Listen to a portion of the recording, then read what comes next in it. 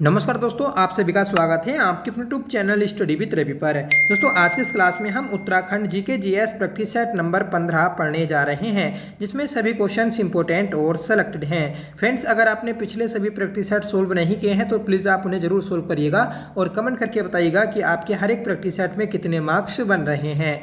आज की इस क्लास में दोस्तों हमने उत्तराखंड लोक संस्कृति से संबंधित क्वेश्चन भी शामिल किए हैं और वह क्वेश्चन दोस्तों प्रैक्टिस सेट के लास्ट में आपको मिल जाएंगे। इसलिए आपसे रिक्वेस्ट है कि प्लीज़ आप इस क्लास को एंड तक जरूर देखिएगा और कमेंट करके बताइएगा कि आपको यह प्रैक्टिस सेट कैसा लगा।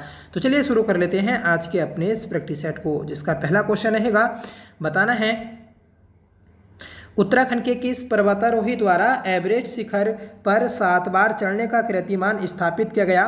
तो ये किया गया है दोस्तों लवराज धर्मसत्तू के द्वारा। ठीक है, लवराज धर्मसत्तू के द्वारा दोस्तों एवरेस्ट को 7 बार फतेह किया गया। ठीक है, यह पिथौरागढ़ के रहने वाले हैं। ठीक है, अगला प्रश्न है कि शाह पदवी प्रयोग करने वाला गढ़वाल का प्रथम राजा था। देखिए, शाह की उपाधि धारण करने वाला पहला गढ़वाल का जो राजा था तो वह बलभद्र शाह था। सही आंसर रहेगा ऑप्शन ए। और बलभद्र शाह को दोस्तों ये शाह की जो उपाधि या पदवी दी गई तो यह दोस्तों बहलोल लोदी के द्वारा दी गई, जबकि भक्त दर्शन के अनुसार दोस्तों शाह की उपाधि यह औरंगजेब के द्वारा दी गई थी। ठीक है, तो ये दोनों बातें आपको याद रखनी है कि बलभद्र शाह को शाह की उपाधि दी गई थी और यह 43वां पवार वंश का राजा था। ठीक है, शाह की उपाधि दोस्तों बहलोल लोदी ने दी, जबकि भक्त दर्शन के अनुसार ये उपाधि दोस्तों औरंगजेब के द्वारा दी गई थी।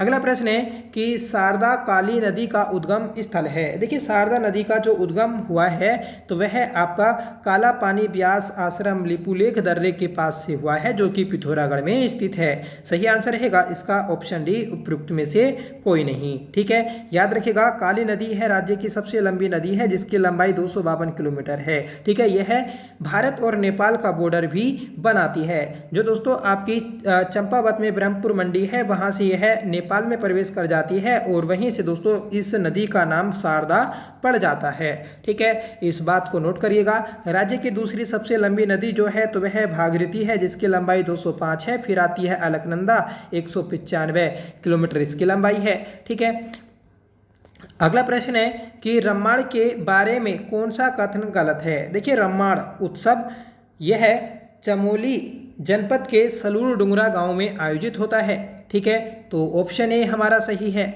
इसमें मुखौटा के साथ नृत्य किया जाता है, ये भी बात सही है। इसमें 2 प्रकार के मुखौटे होते हैं और मुखौटों की जो संख्या होती है तो वह 18 होती है। ठीक है, इसमें दोस्तों ढाल का प्रयोग वर्जित है, ये भी बात दोस्तों ये जो है दोस्तों ये गलत है। ठीक है, इसको यूनेस्को द्वारा विश्व विरासत घोषित किया गया। तो कब घोषित किया गया था? तो 2 अक्टूबर 2009 को घोषित किया गया था। ठीक है, तो 2 अक्टूबर 2009 को यूनेस्को में रामायण उत्सव को घोषित या शामिल किया गया था। ठीक है, अगला प्रश्न है कि चमोली जनपद का सर्जन कब हुआ। देखिए, चमोली जनपद का सर्जन जो हुआ था तो वह 24 फरवरी 1960 को हुआ था। सही आंसर रहेगा ऑप्शन बी। यह राज्य का सबसे बड़ा जनपद है, जिसका क्षेत्रफल 80-30 वर्ग किलोमीटर है। यह दोस्तों पौड़ी से अलग होकर बनाया गया था। इसी समय दोस्तों 24 फरवरी को पिथौरागढ़ भी बना था, जिसका क्षेत्रफल 70-90 वर्ग किलोमीटर है और यह कुमाऊं का सबसे बड़ा और उत्तराखंड का तीसरा सबसे बड़ा जनपद है। ठीक है, इसी समय दोस्तों उत्तरकाशी जनपद भी बना था, जिसका क्षेत्रफल 80-16 वर्ग किलोमीटर है और यह राज्य का दूसरा सबसे बड़ा जनपद है, दूसरा सबसे बड़ा। अगला प्रश्न है कि प्रसिद्ध मंदिर हाट कालिका कहाँ स्थित है। देखिए, हाट कालिका मंदिर यह डेडी हाट में स्थित है। सही आंसर रहेगा ऑप्शन ए। ठीक है, तो हाट कालिका मंदिर डेडी हाट पिथौरागढ़ में स्थित है। डेडी हाट की हम बात करें तो यह सरयू और रामगंगा नदी के बीच स्थित है, जिसे सुजान देव के द्वारा बसाया गया था। ठीक है, और गंगोली हाट का किला ये 1789 में गोरखाओं के द्वारा बनवाया गया था। तो इस बात को भी आप नोट करिएगा। अगला प्रश्न है कि डॉक्टर दीवान भाकुनी संबंधित हैं। तो डॉक्टर दीवान भाकुनी यह औषधि वैज्ञानिक हैं। सही आंसर रहेगा ऑप्शन सी। नेक्स्ट क्वेश्चन रहेगा सुंदरडुंगा हिमानी किस जनपद में स्थित है। सुंदरडूंगा हिमानी यह है बागेश्वर में स्थित है। सही आंसर रहेगा ऑप्शन ए। सुंदरडूंगा के अलावा बागेश्वर में Pindari glacier, Kafni glacier, Sukhram glacier, Mekatoli glacier आदि स्थित है। दोस्तों जो पिंडारी ग्लेशियर है यह उत्तराखंड का दूसरा सबसे बड़ा ग्लेशियर है जो गढ़वाल और कुमाऊं में संयुक्त रूप से आता है, पर मुख्य रूप से यह दोस्तों बागेश्वर में आता है, इसलिए हम इसे बागेश्वर में पढ़ते हैं। यहीं से दोस्तों आपकी कर्णगंगा या फिर पिंडारी नदी का उद्गम भी होता है। ठीक है फ्रेंड्स, जब तक आपका एग्जाम होगा 3 अगस्त को, तब तक आप लगातार प्रैक्टिस सेट लगाइएगा। दिन में कम से कम 2 प्रैक्टिस सेट लगाएं, और जब 2 प्रैक्टिस सेट लगाएंगे तो एग्जाम के टाइम तक आप लगभग 50 प्रैक्टिस सेट लगा चुके होंगे।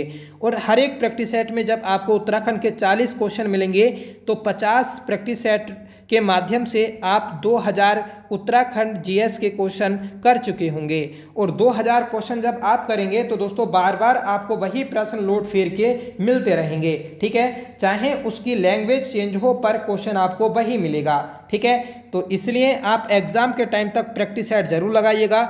नौकरी लेना सबसे आसान हो जाता है दोस्तों जब आप प्रैक्टिस सेट को सोल्व करते हैं। ठीक है, तो प्रैक्टिस सेट आपको बहुत कुछ सिखाता है कि एग्जाम हॉल में कैसे गलतियां कम हो सकती हैं। ठीक है, आपकी एक्यूरेसी कैसे सुधर सकती है, ये सब बातें दोस्तों प्रैक्टिस सेट पर ही निर्भर होती है। अगला प्रश्न देखते हैं कि प्रसिद्ध साहित्यकार सलेश मटियानी का जन्म उत्तराखंड के किस जनपद में हुआ। तो सलेश मटियानी का जो जन्म हुआ था तो वह अल्मोड़ा जनपद में हुआ था। सही आंसर रहेगा ऑप्शन डी। ठीक है, सलेश मटियानी की हम बात कर लें तो सलेश मटियानी का जो मूल नाम आता है तो वह रमेश चंद्र आता है। इनका संबंध दोस्तों मटेला गांव अल्मोड़ा से है। इन्हें आंचलिक कथाकार भी कहा जाता है। ठीक है, क्वेश्चन बनेगा कि उत्तराखंड के किस साहित्यकार को आंचलिक कथाकार व साहित्यकार कहा जाता है, तो आपको सलेश मटियानी आंसर देना होगा। इनकी प्रमुख उपन्यास की बात करें तो बोरी वली से बोरी बंदर, सर्पगंधा, मुठभेड़, नाच जमूरा नाच, कबूतर खाना, चंद औरतों का शहर, ये इनके प्रमुख उपन्यास हैं जो परीक्षा में बार बार पूछे जाते हैं। अगला प्रश्न है कि इन निम्न में से कौन सा गढ़वाल के 52 गढ़ों में सम्मिलित नहीं है। देखिए 52 गढ़ों में आपका घुनी गढ़ नहीं है। बधानगढ़, चांदपुरगढ़ और देवलगढ़ ये तीनों दोस्तों आपके यहाँ पर आते हैं। बधानगढ़ ये दोस्तों एक ऐसा गढ़ था, ठीक है, जिसे लेकर आपका कुमाऊं के राजाओं और दोस्तों गढ़वाल के राजाओं के मध्य युद्ध होता रहता था। ठीक है, याद रखिएगा आप। चांदपुरगढ़ ये पवार वंश की पहली राजधानी थी। ठीक है, तो इसे जो राजधानी बनाया था तो वह कनकपाल के द्वारा 888 ईस्वी में बनाया गया, क्योंकि पवार वंश की जो स्थापना हुई तो वह 888 ईस्वी में हुई थी। बाद में दोस्तों चांदपुरगढ़ से देवलगढ़ राजधानी स्थानांतरित कर दी जाती है अजयपाल के द्वारा। ठीक है, और कब की गई थी तो 1512 में की गई थी देवलगढ़। ठीक है, और उसके बाद भी दोस्तों आपकी देवलगढ़ से कहाँ पर स्थानांतरित की गई थी तो श्रीनगर में स्थानांतरित की गई थी 1517 ईस्वी में। ठीक है, तो ये भी चीज़ आपको नोट करनी है। अगला प्रश्न है कि दिल्ली के मुगल राजकुमार सुलेमान सिकोह को किस गढ़वाली राजा ने शरण दी थी। देखिए 1658 के आसपास आपके मुगल दरबार में या मुगल सल्तनत में उत्तराधिकारी के युद्ध चल रहे थे। ठीक है, जो सुलेमान सिकोह था ये दारा सिकोह का पुत्र था और इसी का चाचा था दोस्तों औरंगजेब। औरंगजेब दोस्तों दारा सिकोह को हरा देता है और उसकी हत्या कर देता है। ठीक है, और इसी वजह से डर के कारण दोस्तों सुलेमान सिकोह उत्तराखंड की ओर भागता है। ठीक है, पहले कुमाऊं में जाता है पर कुमाऊं का राजा इसे शरण नहीं देता। फिर दोस्तों यह गढ़वाल आता है और गढ़वाल का राजा होता है पृथ्वीपति शाह, वह इसे शरण देता है। सुलेमान सिकोह के साथ जो अन्य व्यक्ति थे तो उनकी संख्या 16 है। इन 16 में 2 चित्रकार थे और 14 दोस्तों सैनिक थे। ठीक है, और इन 2 चित्रकारों के द्वारा ही आगे गढ़वाल चित्रकला शैली का विकास होता है। ठीक है, जो हरदास और श्यामदास थे तो वह दोस्तों सुलेमान सिकोह के साथ आए थे। ठीक है, तो याद रखिएगा यही चीज़ दोस्तों यहाँ पर लिखी है। अगला प्रश्न है कि श्रीनगर गढ़वाल में स्थित अजयपाल का राजभवन किस वर्ष भूकंप के कारण क्षतिग्रस्त हुआ था। देखिए श्रीनगर गढ़वाल में स्थित जो अजय पाल का राजभवन था तो यह 1803 के भूकंप में क्षतिग्रस्त हो गया था। सही आंसर रहेगा ऑप्शन सी। 1 सितंबर 1803 को दोस्तों भयंकर भूकंप आया था गढ़वाल मंडल में, ठीक है, और इसी कारण श्रीनगर में जो अजय पाल का राजभवन था तो वह ध्वस्त हो जाता है और इसी में दोस्तों मोलाराम की चित्रशाला भी क्षतिग्रस्त हो जाती है, ठीक है। तो याद रखिएगा आप। अगला प्रश्न है कि निम्नलिखित किस वर्ष में नैनीताल में भारी भूस्खलन हुआ। तो देखिए नैनीताल में जो भारी भूस्खलन हुआ था तो वह 1880 ईस्वी में हुआ था और इस भूस्खलन में दोस्तों जो नैना देवी मंदिर है नैनीताल झील के किनारे तो वह भी दोस्तों ध्वस्त हो जाता है और बाद में दोस्तों उसका जीर्णोद्धार जो करवाया जाता है तो वह 1882 में करवाया जाता है। इसमें 151 लोगों की मौत भी हो गई थी। अगला प्रश्न है कि कुमाऊं परिषद का गठन किस वर्ष में किया गया।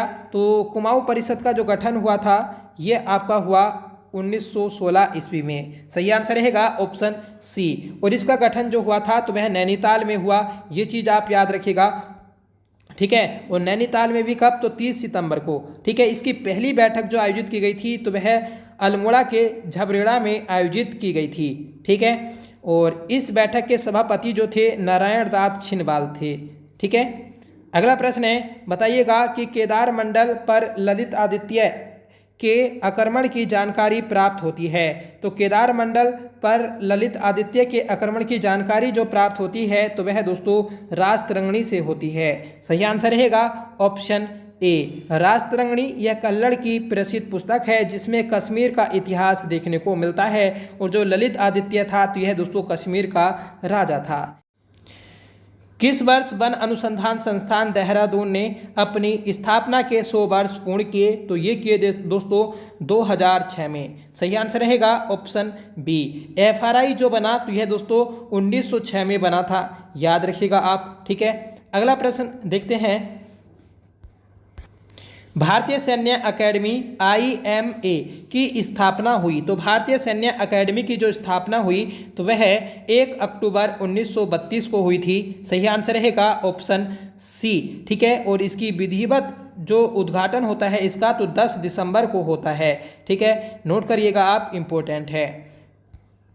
अगला प्रश्न है कि उत्तराखंड की भोटिया जनजाति किस मानव प्रजाति से संबंधित है। तो देखिए जो भोटिया जनजाति थी तो यह मंगोलाइट मानव प्रजाति से संबंधित थी। सही आंसर रहेगा ऑप्शन सी। और भोटिया जनजाति ये दोस्तों महान हिमालय की जनजाति है जो ऋतु प्रवास के लिए जानी जाती है और मुख्य रूप से यह दोस्तों पिथौरागढ़ में निवास करते हैं, ठीक है। और अगर आपसे पूछा जाए कि इनके जो ग्रीष्मकालीन घर होते हैं उन्हें क्या कहते हैं और जो शीतकालीन घर होते हैं उन्हें क्या कहते हैं, तो दोस्तों जो भोटियों के शीतकालीन घर होते हैं तो उन्हें गुंडा या मुंसा कहा जाता है और जो ग्रीष्मकालीन घर होते हैं तो उन्हें दोस्तों कहा जाता है आपका मैत, ठीक है।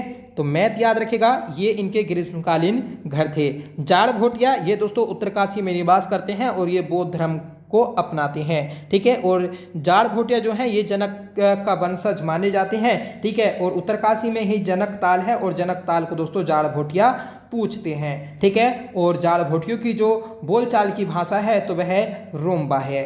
अगला प्रश्न है कि श्री बद्रीनाथ मंदिर का निर्माण हुआ। तो बद्रीनाथ मंदिर का जो निर्माण हुआ था तो वह आपका शंकुधारी शैली में हुआ था। सही आंसर रहेगा ऑप्शन डी। एक व्यक्ति आते हैं राहुल सांकृत्यायन और उनके अनुसार बद्रीनाथ मंदिर की शैली जो बताई जाती है तो वह मुगल शैली बताई जाती है, ठीक है। तो ये चीज़ याद रखिएगा। और जो इस मंदिर का द्वार है तो वह धनुषाकार है, ठीक है। और इस मंदिर के लिए दोस्तों जो भूमि दान दी थी तो वह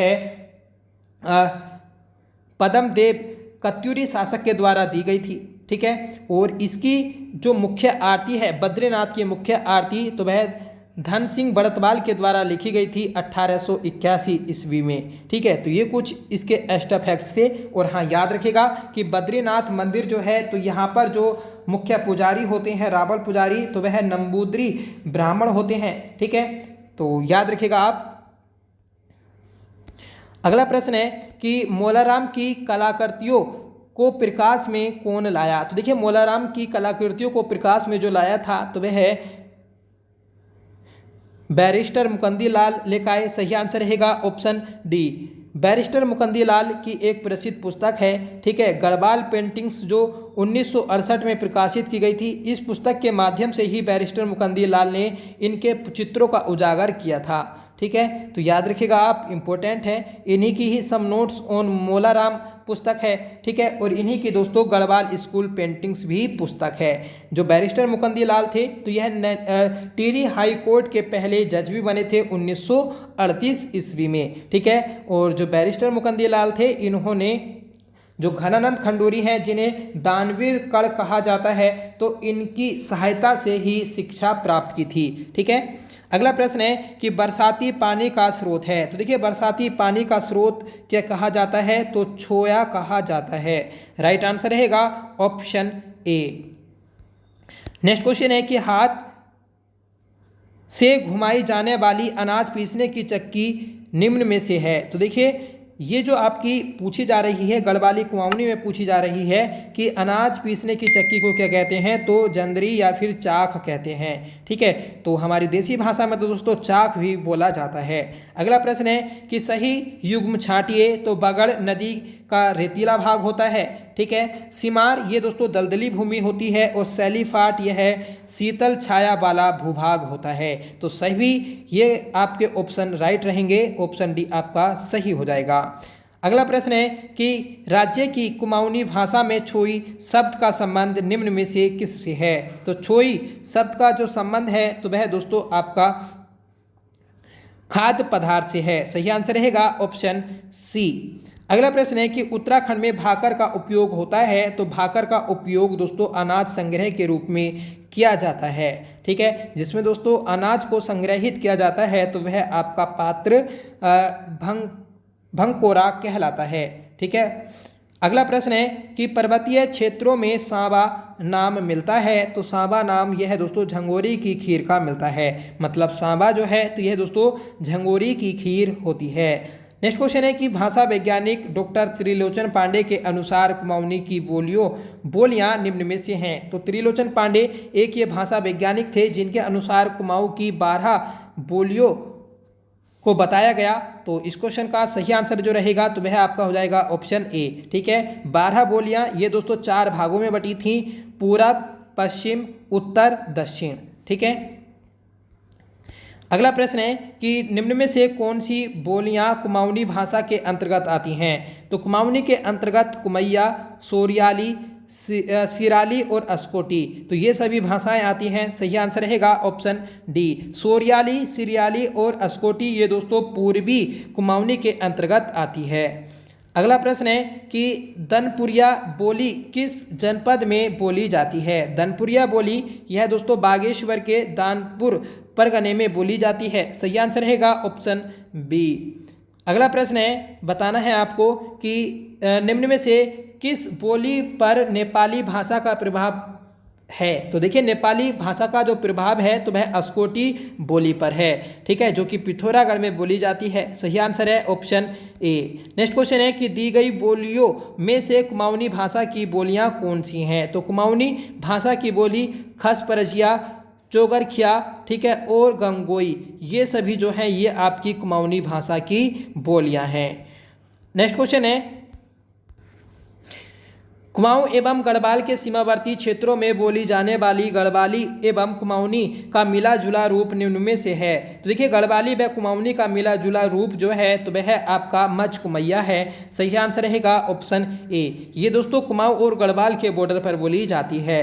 अगला प्रश्न है कि दक्षिणी कुमाऊनी वर्ग की बोलियां निम्न में से कौन सी हैं। तो दक्षिणी कुमाऊनी, तो जो आपकी सिराली है ये दक्षिणी कुमाऊनी वर्ग के अंतर्गत आती है, मतलब पिथौरागढ़ में बोली जाती है। रचभैंसी ये दोस्तों आपकी इसका जो आंसर है तो वह आपका रचभैंसी है, ठीक है, रचभैंसी जो है तो ये दोस्तों नैनीताल और उधमसिंह नगर के बॉर्डर पर बोली जाती है, जो कि दक्षिणी कुमाऊनी बोली के अंतर्गत आती है, ठीक है। सिराली ये दोस्तों पूर्वी के अंतर्गत आती है, और खसपरजिया ये दोस्तों आपकी पश्चिमी कुमाऊनी के अंतर्गत आती है। अगला प्रश्न है कि डॉक्टर जॉर्ज ग्रियर्सन ने बोली की दृष्टि से गढ़वाल को कितने भागों में बांटा। तो गढ़वाल को दोस्तों बांटा है 8 भागों में। सही आंसर रहेगा ऑप्शन सी। किसने बांटा, तो जॉर्ज ग्रियर्सन ने बांटा है। नेक्स्ट क्वेश्चन है कि गढ़वाली भाषा की बोलियां निम्न में से कौन सी हैं। तो गढ़वाली भाषा की बोलियां जो हैं तो वह दोस्तों आपकी नागपुरिया, दसोलिया, ठीक है, बधाड़ी, राठी, सलाड़ी, ये सभी आती हैं। तो सही आंसर रहेगा ऑप्शन डी।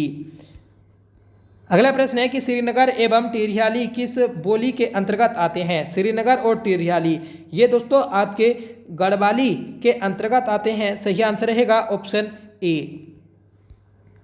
अगला प्रश्न है कि विकास की दृष्टि से गढ़वाली साहित्य को कितने भागों में बांटा जाता है। तो गढ़वाली साहित्य को दोस्तों 4 भागों में बांटा जाता है, 5 भागों में बांटा जाता है। सही आंसर रहेगा ऑप्शन सी। ठीक है, अगला प्रश्न है कि गढ़वाल क्षेत्रों में लोकोक्तियों को क्या कहा जाता है। तो लोकोक्तियों को दोस्तों अखाड़ा पखाड़ा कहा जाता है। सही आंसर रहेगा ऑप्शन ए। अगला प्रश्न है कि कौन सा युग्म सुमेलित है। तो पहेलियां आड़ा या एड़ कहलाती हैं, लोक वार्ता पंडोली कहलाती है। ठीक है, तो दोनों बात दोस्तों सही है। सही आंसर हो जाएगा ऑप्शन ए और ऑप्शन बी। ठीक है, तो याद रखिएगा कि पहेलियां आड़ा या फिर एड़, ठीक है, लोक वार्ता पांडुली कहलाता है। ठीक है, तो ये था दोस्तों आज का हमारा प्रैक्टिस सेट। आज की इस क्लास का होमवर्क है कि निम्न में से कौन सी बोली उत्तराखंड की नहीं है। ठीक है, तो 4 ऑप्शन आपको दिए हैं, कमेंट करके आप बताइएगा कि इनमें से कौन सी कुमाऊं की उत्तराखंड की बोली नहीं है। ठीक है, अगर आपने फ्रेंड्स पिछले सभी प्रैक्टिस सेट नहीं देखे हैं तो प्लीज़ आप उन्हें जरूर देखेगा और कमेंट करके बताइएगा कि आपको आज का ये प्रैक्टिस सेट कैसा लगा। आई होप एक प्रैक्टिस सेट दोस्तों आपको अच्छा लगा होगा। अगर आपको पसंद आया हो तो प्लीज़ इसे लाइक करिएगा, दोस्तों में शेयर करिएगा। ठीक है, मेरी कोशिश रहेगी कि दोस्तों आपको रेगुलर प्रैक्टिस सेट कराया जाए। अब दोस्तों आपको रेगुलर ही प्रैक्टिस सेट कराया जाएगा। ठीक है, आपको शाम के 7 बजे से 8 बजे के बीच में प्रैक्टिस सेट मिल जाएगा। ठीक है, क्योंकि दोस्तों मुझे भी थोड़ा पढ़ना होता है और अपने वीडियो को बनाने के लिए कंटेंट तैयार करना होता है। ठीक है, इसलिए अगर लेट भी हो जाए क्लास तो पर आप दिन में ज़रूर देख लिया करें, पर दिन में आप टाइम निकाल कर ये प्रैक्टिस सेट जरूर लगाएं। ठीक है, चाहे फास्ट मोड में लगाएं। ठीक है, पर प्रैक्टिस सेट को जरूर लगाइएगा। जो क्वेश्चन आपको याद नहीं है उसे आप अपने कॉपी में नोट करते चलिएगा। ठीक है, तो चलिए मिलते हैं नेक्स्ट वीडियो के साथ, तब तक के लिए bye. Thank you so much for watching. जय हिंद।